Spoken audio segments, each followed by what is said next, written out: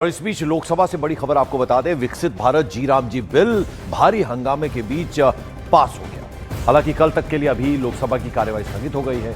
आज प्रदूषण पर लोकसभा में चर्चा होनी थी, जो हो नहीं पाई।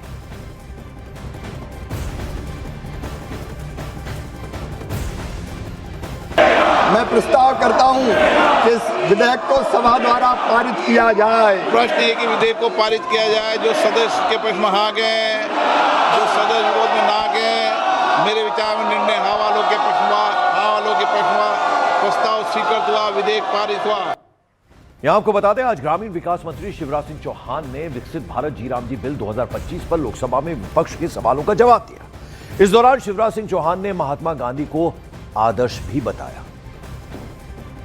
सबसे पहले मैं पूज्य बापू के चरणों में प्रणाम करना चाहता हूं। बापू हमारी श्रद्धा है, बापू जी हमारे आदर्श हैं, बापू हमारी प्रेरणा है, बापू हमारा विश्वास है। और इसलिए माननीय अध्यक्ष महोदय, भारतीय जनता पार्टी ने अपनी पंच निष्ठाओं में गांधी जी के सामाजिक आर्थिक दर्शन को स्थान दिया है। हम गांधी जी के आदर्शों पर चलने वाले हैं।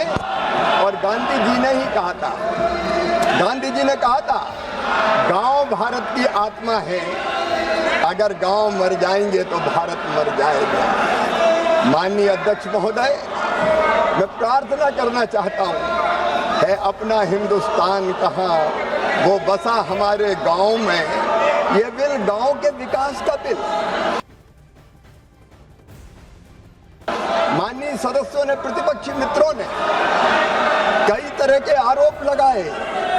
एक बात ये कही कि हम भेदभाव करते हैं। माननीय अध्यक्ष महोदय, सारा देश हमारे लिए एक है।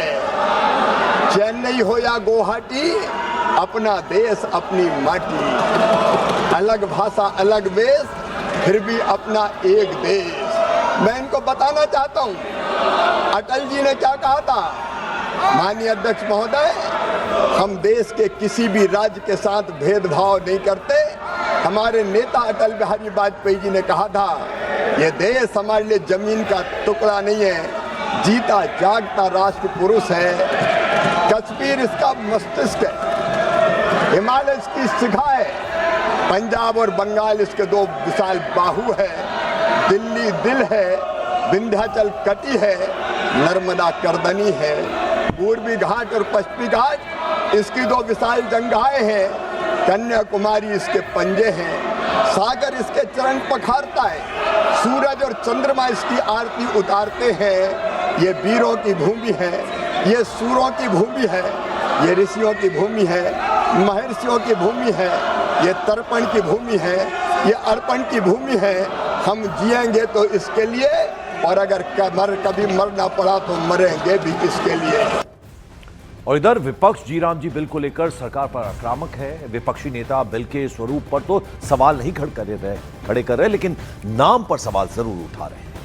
एक्रोनिम ढूंढ निकालने में, परिवर्णी शब्द ढूंढ निकालने में और इस्तेमाल करने में, और बिल को रंगीन नाम देने के लिए मुझे कोई इतराज नहीं है ये स्वीकारने की कि मोदी सरकार का कोई मुकाबला नहीं।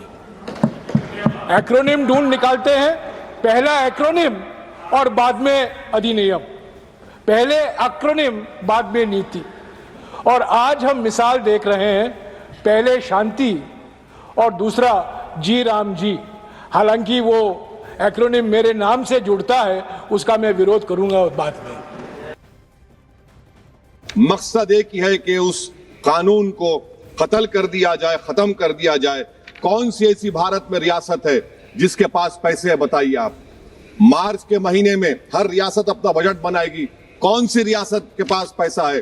तो ये मालूम हो रहा है कि सरकार गरीबों के खिलाफ है, गुर्बत का खात्मा नहीं करना चाहती।